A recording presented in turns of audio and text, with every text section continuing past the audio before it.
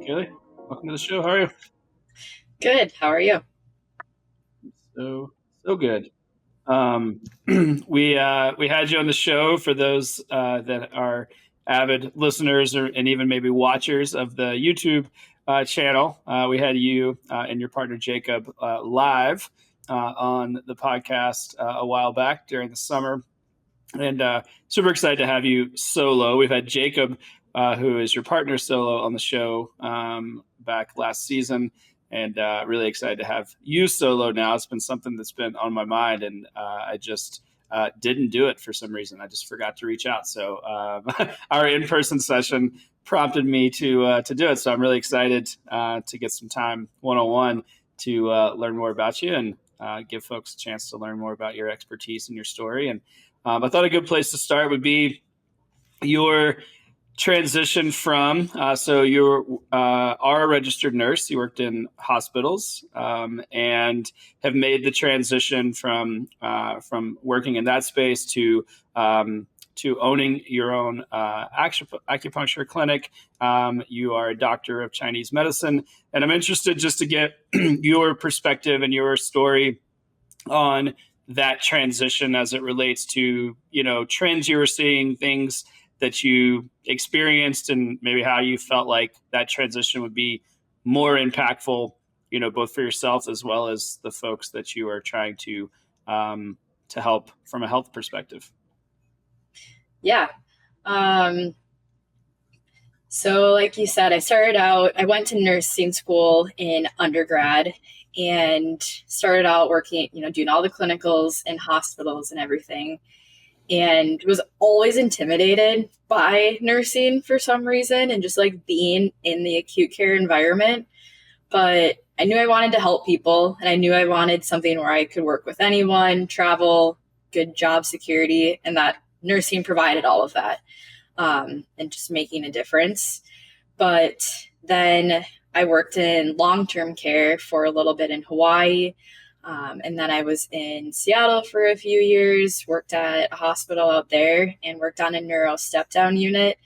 So it was a lot of strokes, brain surgeries, complex spine surgeries, just like very sick people.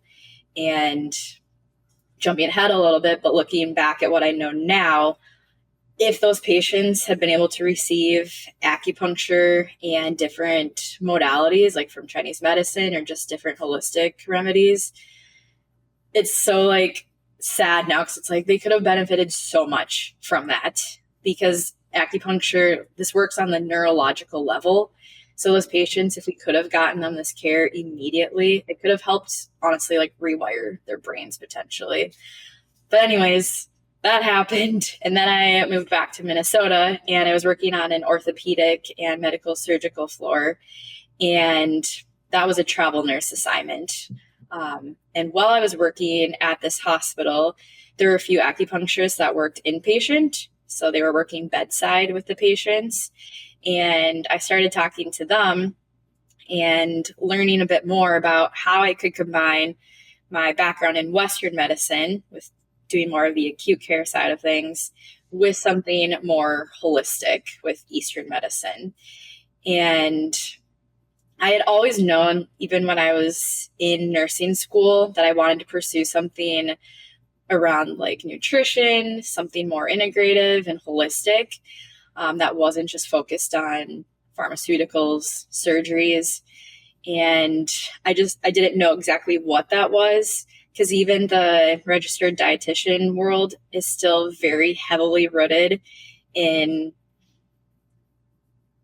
not that acupuncture is not research and evidence like backed, but it was just still like the whole, like the FDA regulations, and just still didn't really fit what I wanted.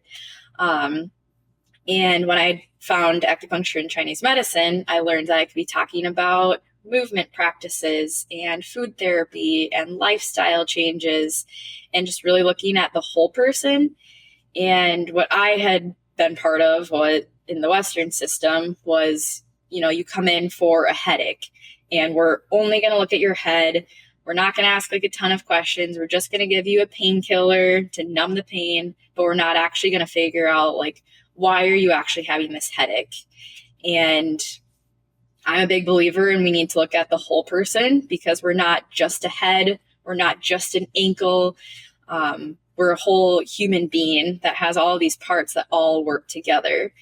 And especially nowadays, even with like the mental health side of things, that all affects everything else. Like if you're super stressed out, you might have more headaches. So why would I just give you a painkiller when I could be addressing the root cause of that?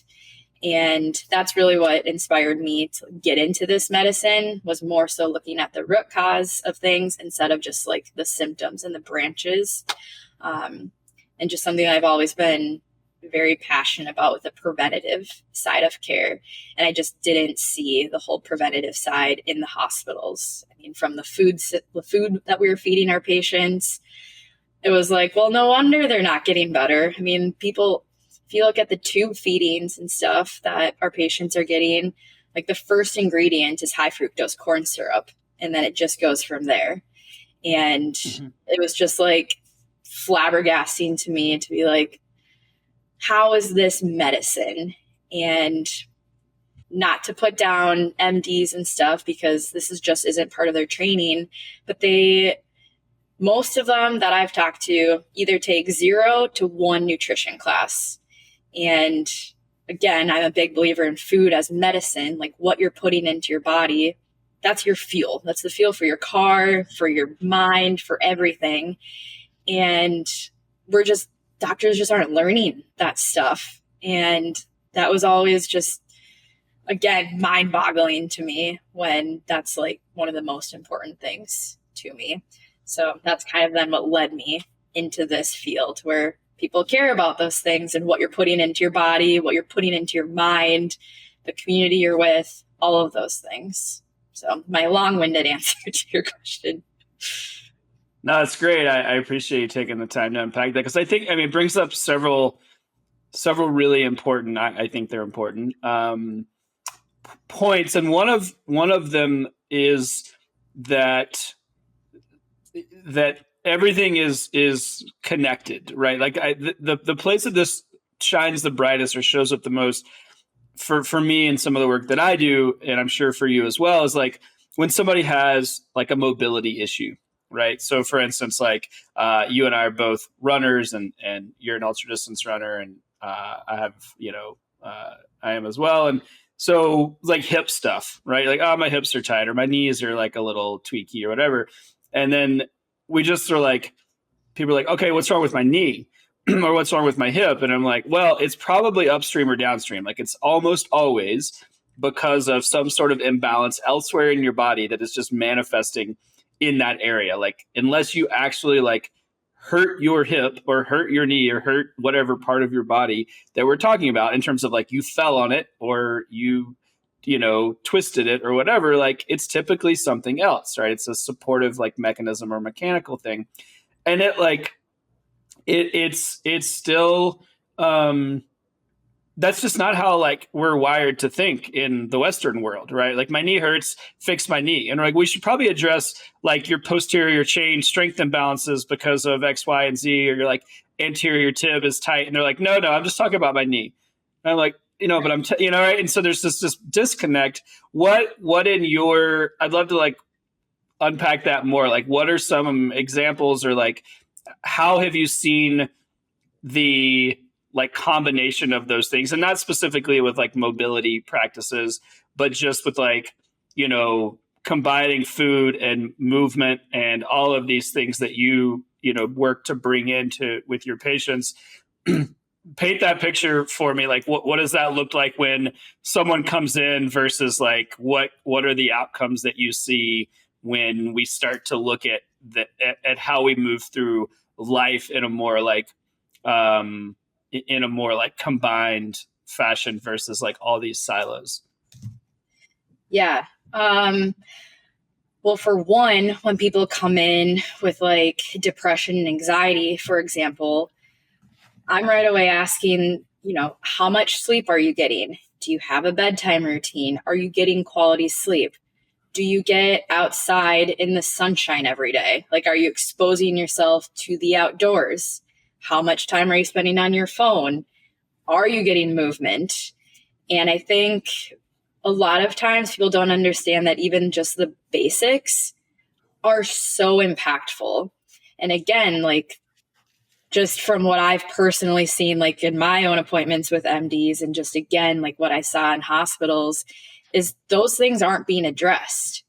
And it's so important. And then where acupuncture comes in is that's helping with the sympathetic nervous system. So again, it's helping with just making sure everything's flowing, calming down your nervous system so you can actually think clearly. But then when you combine it with all of these other like fundamental things, fueling your body with whole foods, that's where I see the big difference. And I know in our last podcast, we were talking too about people making things kind of overcomplicated, and how I try not to give like a ton of different take home things. Like I always try to send at least a few home with people, but really it just comes down to like those core things. And once you have all of those, then the body knows how to start responding and fixing itself. And I think that's something I'm very passionate about too, is letting the body heal itself. And we don't need to like flood it with all of these things like medications, prescriptions, whatever it is. Like when we give the body the tools it needs, it will fix itself. And sometimes we need a little extra help. And that's where acupuncture can come in, herbal medicine, things like that. Sometimes medications. Like this isn't me saying never go to your MD or never use medications or surgeries. It's just more of there's a time and a place for that. And if all those other things aren't working, then yes, then let's go back to some of these other modalities that we've developed in the last 100, 200 years. I remembered that as well when I was like, oh, I think this is obviously a recurring theme that you and I are both passionate about, because as you were saying that, I was like, oh yeah, I think we talked about that when we did our in-person recording. But what are the basics? Like if we're like, okay, we want the body to heal itself, let's not flood it with all these things. Let's not jump to some prescriptive component. What for you are the baseline things that we should focus on first before we integrate anything else? What are the boxes we need to check? Yeah, so big believer in movement.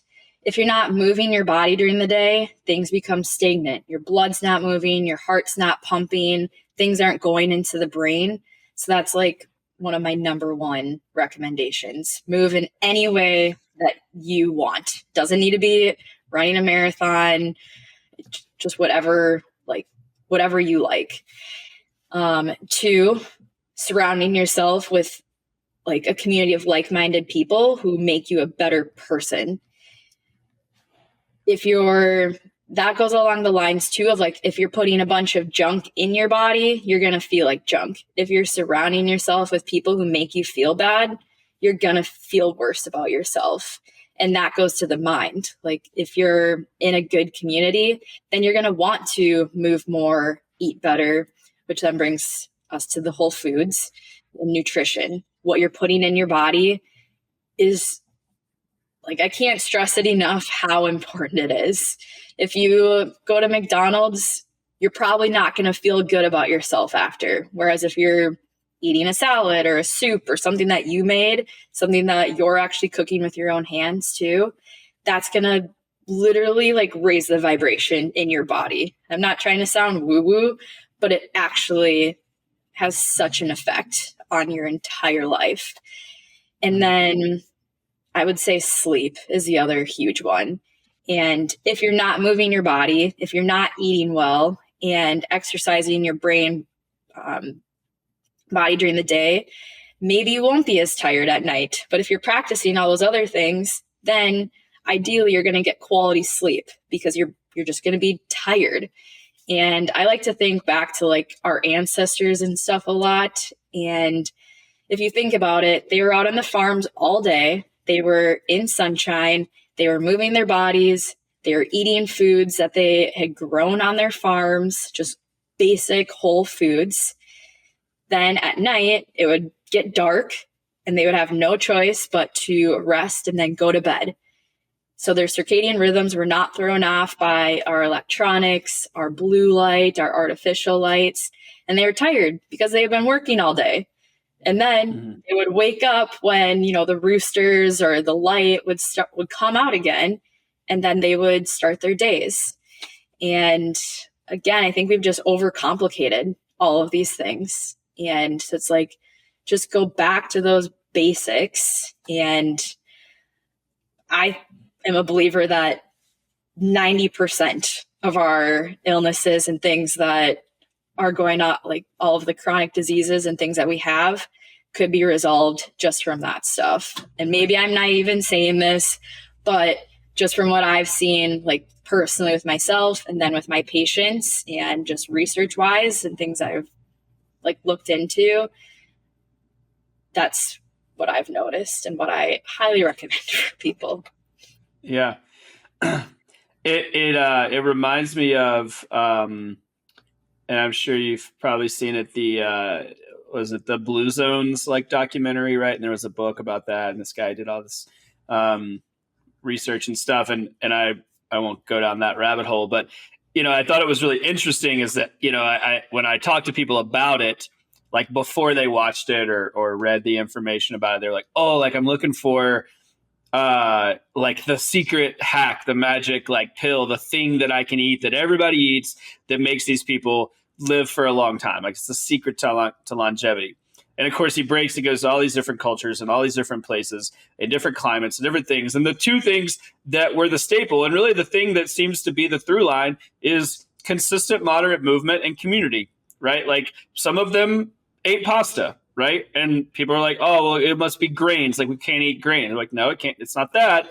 And then some of them ate meat and we're like, okay, well, it can't, right? Like it was all over the place and everybody was looking for, that's a broad stroke, but I think generally like we were like, okay, what's the thing? Like what's the shortcut that I can take, the thing that's, and it was to your point, it was like, it's really the basics, right? And the big massive through line was like shared meals with people that you care about, right? Like this community aspect of like taking time, slowing down, sharing meals, and then like moving through the day, right? Like they walked a lot and they tend to walk in like terrain, right? Like up and down these little villages on different coastlines and different things. And I think that just really struck me to like piggyback off of your point or to bolster it. Is just like, it's not some like superfood, right? Like it is just eating like food that you feel like nourishes your body and tastes good and makes you happy with people that support you and move, right? And when you're done with that, go to sleep. Right. And like just sleep. And try your best, right? I'm interested in the like what role or how does the movement piece shift, if at all, in your experience? Or how do we maybe shift our relationship with it when we really want to push ourselves, right? So like you're an ultra marathoner, you've run crazy distances. I've done this. I've always tried to push my body. So when you push your body, like it creates a lot of stress, right? And it makes you sore and tired and you lose sleep. And so what is like, how you manage that in your own experience or with your patients, like when the movement is not moderate by design and there is intensity and duration and increased training stress and we like those things. It's good to, if I like to push myself, I know you do as well. So how do we like rectify that with like trying to be healthy, but there's kind of like an inherent, I don't want to say unhealthy, but like, like it's not natural to run 200 miles like you did. Like I've never done 200 miler, but I've done lots of other long, and I'm like, this isn't really what my body wants necessarily, right? Like I'm aware that I'm at the edge of what's appropriate or even healthy. So what's that like how do you rectify that with an approach that's healthy or feels good or feels appropriate? Yeah, I mean, I think you need to kind of weigh the pros and cons of what you're doing. Like you said, with running my 200, I mean, people looked at me like you're crazy and our bodies aren't meant to do that. And I'm fully aware of that. Like, I'm not here to say, oh, everyone should be running 200 miles and it's, there's so much benefit to your body. But in my mind, it's more of the leading up to the race and coming off the race, like the come down. And that's like the most important for how you're training and then how you're recovering. And I'm not going to go out and do a 200 every month or every week. And I've seen people that have done, hundreds back to back. And a lot of times, not all the time, but it will lead to injury, sickness, burnout, things like that. So I'm more of a fan of doing, one big race a year, like max. I'll still do, I'm doing a 10 miler coming up here, balancing it out. But if you're trained enough and doing that like moderate, consistent training for a long time leading up, then ideally your body will be more ready for a crazy thing like that. And it's getting the mind ready too. I mean, if you're not mentally prepared for those things, that can take you out. And I worked with Christine Hernandez, part of your team, and she was extremely influential in getting my mind ready for these things and then learning how to come off of it. Again, I'm a big advocate in recovery for things. So I think if you're going to do big efforts, you need to have some kind of rest and recovery period after where you can just calm everything. So I immediately went to acupuncture after my 200 for the physical side and the mental side of things. I was getting massages. I was still eating super well. And I think with the nutrition part too, I see with a lot of athletes that they're like, oh, I'm, going out for a 20 miler today. So therefore I can eat Pop-Tarts and popcorn and whatever I want. And in my mind, I'm like, that's the time when you should be eating even better, because then you're breaking down your body and then it needs to be fueled with something to recover afterwards. So coming off of big races and stuff too, that's something that I'm very passionate about. And again, it's not about doing 100% all the time. That's not what I'm saying either. It's just using all of the tools you've learned over the years to be able to get you to those big efforts and then be able to come off of them as well. Is that kind of Christian? Yeah, what I know a bit of the kind of backstory with your build up to your 200. So what's the mental aspect? Like for me, I've often felt I still feel this way. That like the pursuit of these things that are out of our reach at the onset, right? Like right now I can't do X, and so I'm going to set a goal and I'm going to build towards that thing. And that's a stretch goal, and the possibility for failure is high.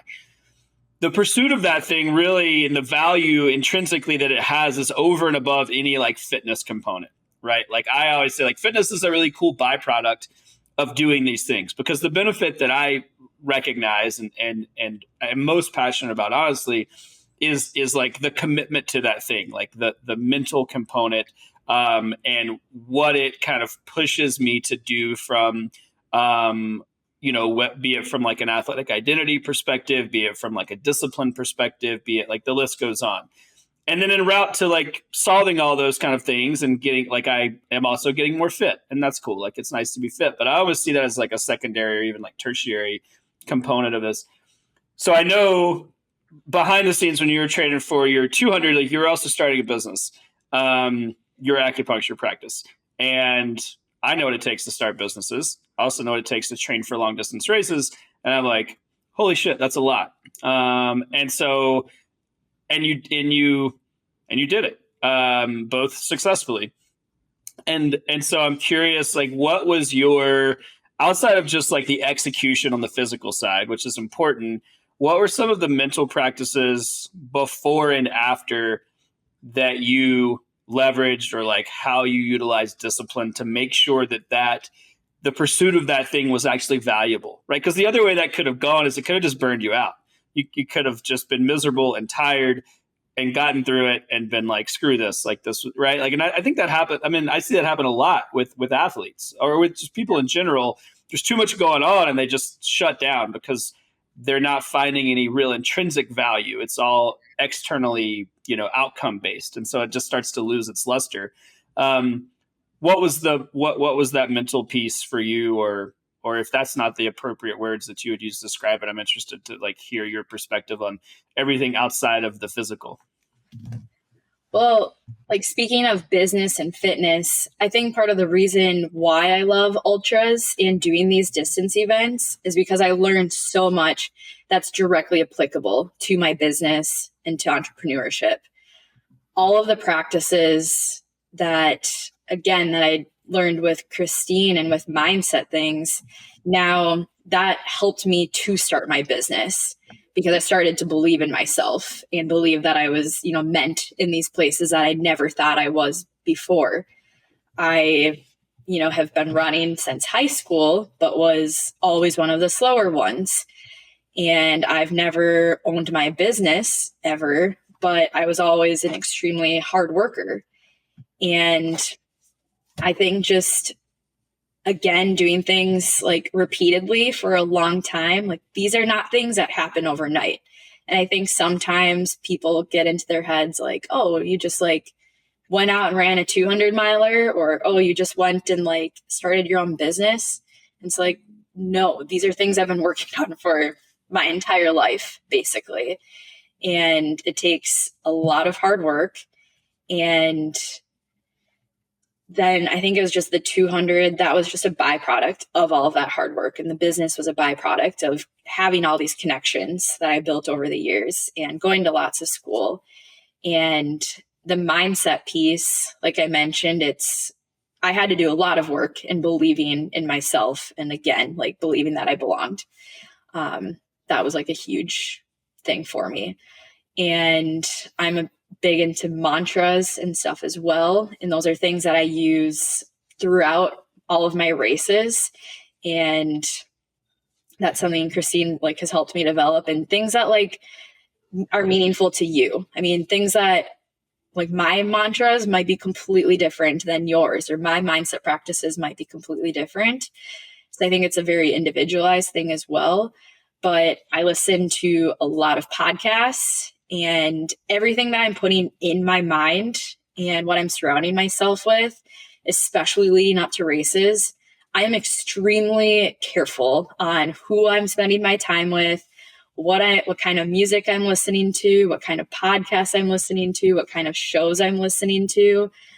I only want people that are hardworking.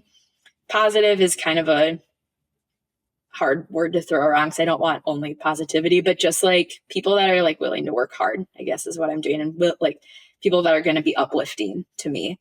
And that helps to change my mind. Like I don't want people who are bringing my vibration down, because then that will make all of these other races and work that much harder.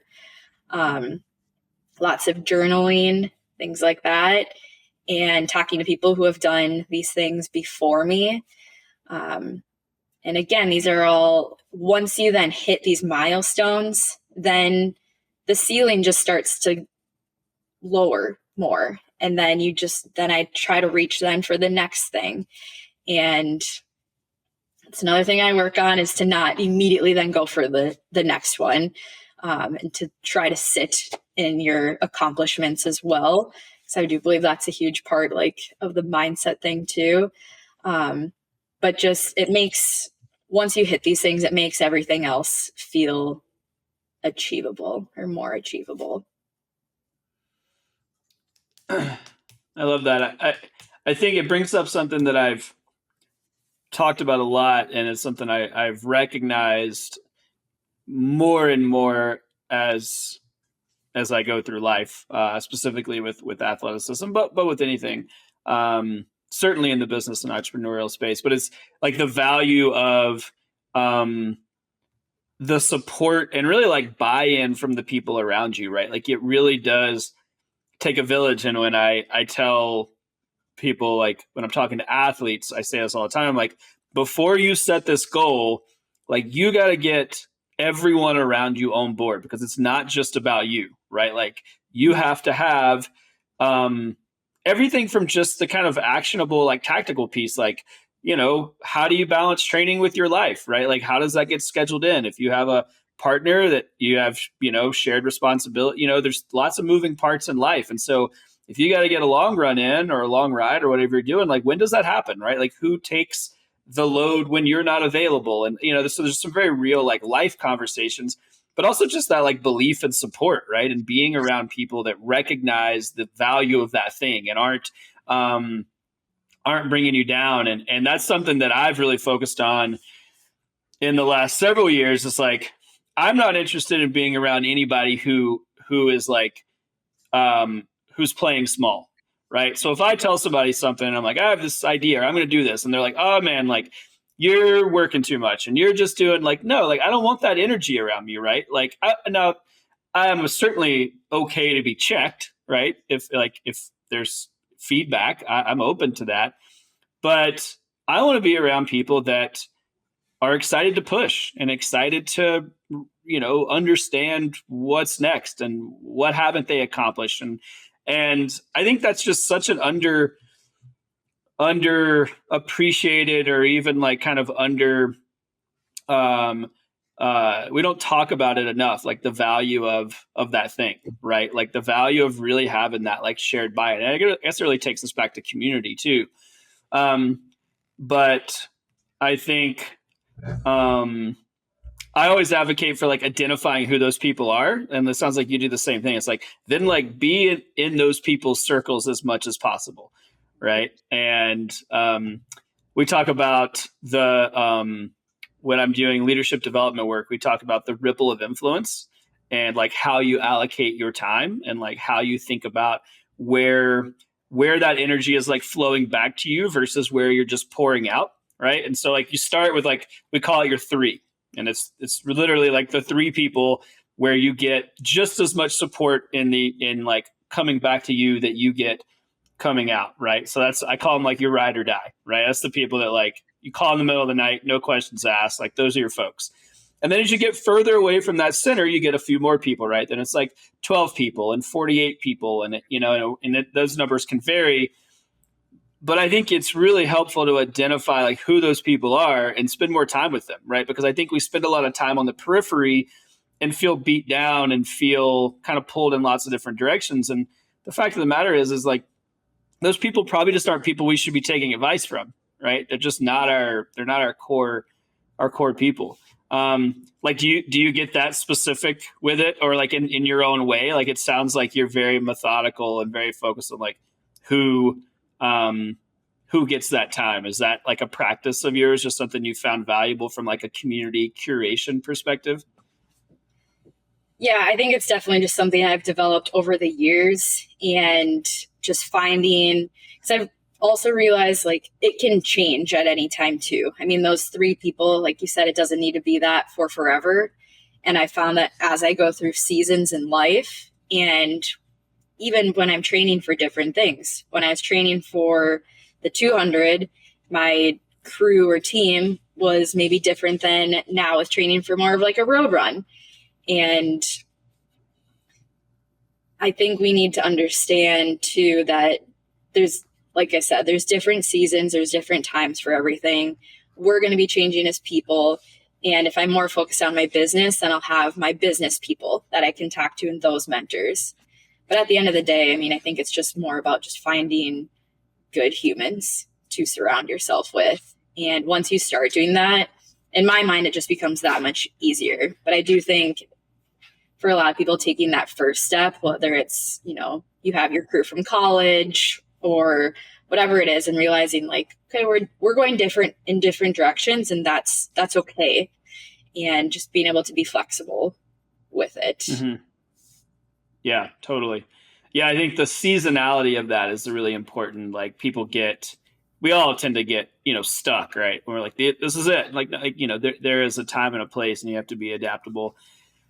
I want to go back, or I want to lean more into the, like how how endurance sports, like how fitness impacts and informs like business and entrepreneurship, because that is something that I could talk about that forever. And literally, it's like why this podcast exists. Like there's such, for me, been such a clear through line of like, when I do this, it creates clarity. Like I can't do them separately, right? Like it informs so much of like who I am and how I show up and how I think about my career and how I'm able to do that thing. So like, what is that? I just want to like lean into that more. Like, what does that look like for you? Like, what are some direct like through lines? I know you talked about like confidence and seeing yourself as like belonging, but now that you're off and running and you have your practice and like that thing's moving, like how does that continue to inform or support the business and entrepreneurial side with the like the fitness and endurance side of things? Well, for one, I've learned how to be uncomfortable all the time. Like when you're running, you're Totally. very uncomfortable and it hurts a lot. It's not easy. And I've learned that with the business world too. Being now a solo business owner, it's hard a lot. I mean, it's not easy. And I think we can glorify it as, oh, you get to set your own schedule, you get to be your own boss, you get to do everything yourself. But with that comes a lot of responsibility. And I think the cool thing is I've learned that like that running is the same thing. I am the only one who can get myself across that finish line. Yes, I can have the best crew and best and most supportive crew in the world who's, you know, they've all done tons of ultras and stuff before. I have the best food, but at the end of the day, they're not the ones carrying me across the line. Like it's myself.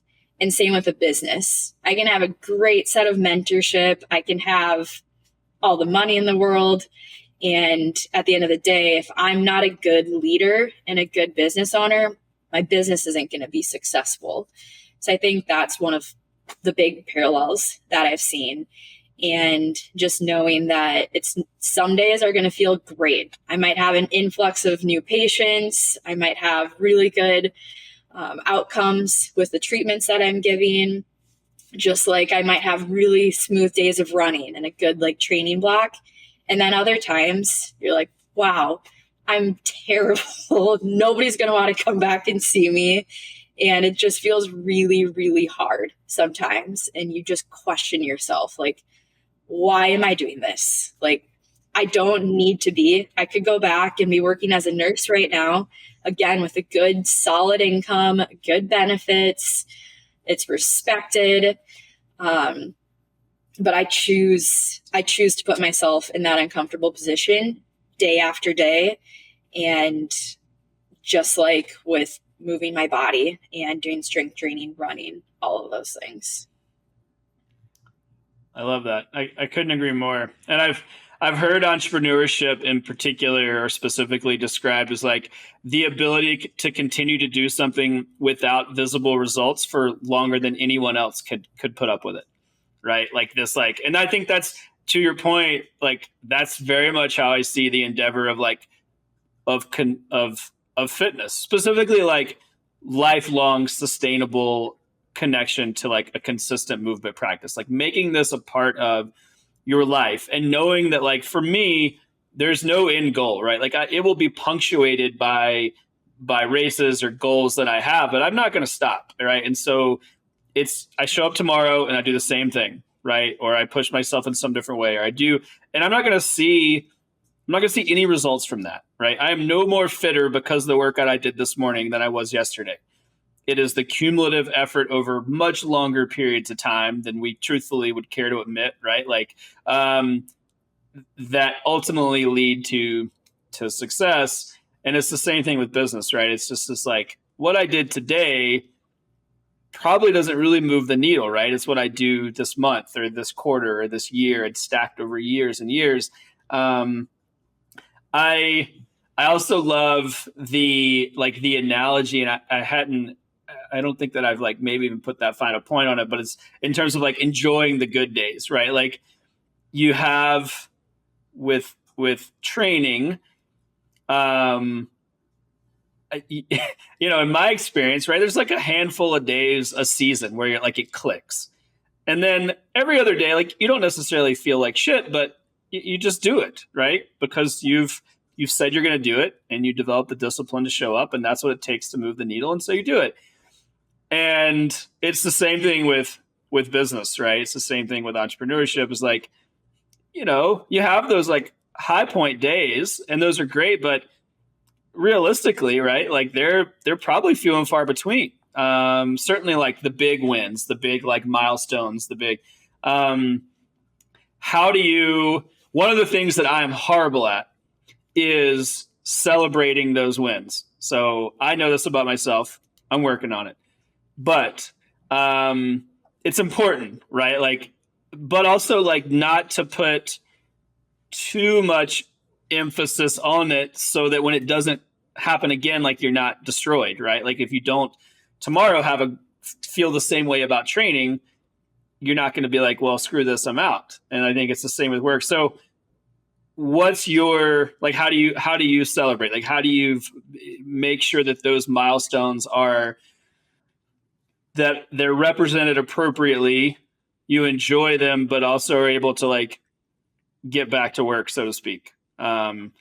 What's your approach there? I feel like you're better at this. I just have a feeling you're better at this than I am. So I want, this is a personal, this is for me, if nothing else. I don't know. I feel like not great because I feel like my whole life I have constantly just strived for more and to be better and to hit the next accomplishment. And again, back to Christine, like she is very, okay, after the 200, what are you going to do to like celebrate yourself after this? No matter if it goes good, bad, whatever happens, like what are you going to do? And so I am very trying to like work on these things. And I think for me, it's celebrating with the people around me. So my partner Jacob has been great in being like, Kailee, like that's a huge accomplishment. Like whether it's, hitting the amount of patients that I wanted for the week, that hitting my record amount of patients and being like I think it's perspective too, looking back and being like, wow, I remember when I had 2 patients in a week and was so excited for that, or 2 patients in a month. And that was a huge thing. And now I've hit this, and I do like, it's important to be proud of yourself and to recognize like how far you've come. And then I like to also look back at like all of the work that I've done to get to that point. But yeah, I think we can all spend, like, especially as entrepreneurs and people who are always trying to achieve things, to sit back a little bit and be like, wow, great job, Taylor, or great job, Kailee. Like you worked really hard for that. Because I don't ever see it as an issue for particular you or I to be like, well, hit that goal. Like now I'm good. Like now I'm going to step back. Because like you said, there's never really an end goal. And I feel the same way.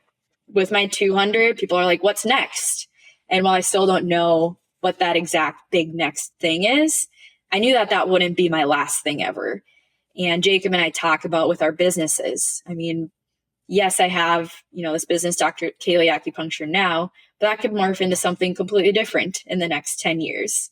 It's not this whole, well, once I get to this many patients a week or this, gross income, then I'll be good. I feel like you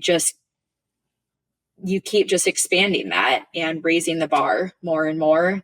So that's why I'm not concerned about okay, I'm good in hitting that like end goal. Mm-hmm. How do you balance that? And maybe balance isn't the right word. But with, I'll speak for myself, like with that mentality, which to your point, like, I don't see that as a bad thing. Like, I think that there are like, for me personally, there are, some like guardrails that I need to put on myself to make sure that comes from a healthy place. Cause I've been in a place where that wasn't healthy and it actually impacted like my health and relationships and so on. But there are also, I think seems to be an inherent level of stress or discomfort or both with that general kind of like pursuit in life, right? Because there's a certain level of like unrest there. You know that there is like a relentless quality to that. And that is, again, I don't think that's a bad thing, but I also recognize that I think my baseline, again, this is for me personally, like my baseline is probably more like stressful than most people care to put up with.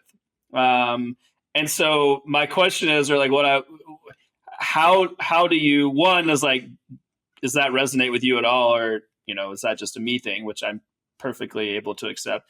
And then if so, like how do you manage that with like what your beliefs and practices like with your health? Like how do those things go hand in hand? This like drive and pursuit and maybe an increased level of stress with like also wanting to take care of yourself and be present and be mindful about how your body and mind like exist in the world. How do those things like interplay with for you?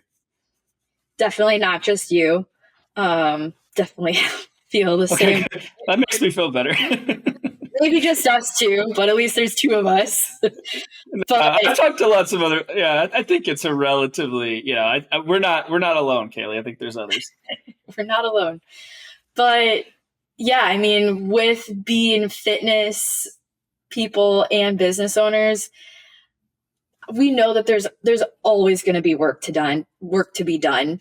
I could be working on, my website or marketing or different things all the time. And like you said, like it is very hard to like put the mind at ease because you know that you have the tools and the capability to keep pursuing whatever you want and to keep growing in order to hit these goals. But also you do need to pull back, I think, sometimes. And that's where I feel like my recovery practices come in.